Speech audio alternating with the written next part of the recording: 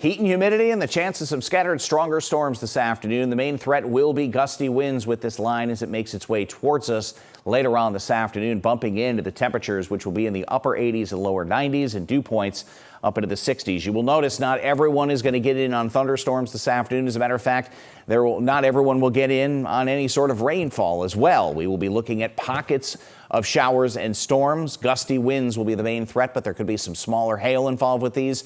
Also, the potential of a weak tornado as the system moves to our east after 7 or 8 o'clock. There will be a couple of showers around tonight. Temperatures overnight fading back into the 60s.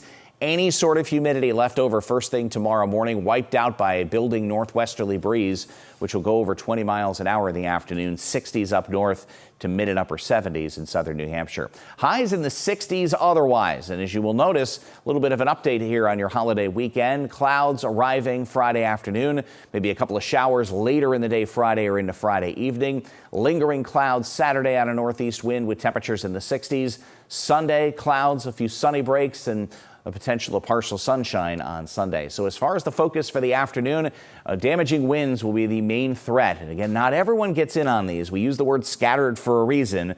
From there, heavy rain, lightning, small hail, all possibilities. Also a small possibility of a weak tornado. So again, we'll keep track of all of that for you as we go through the afternoon.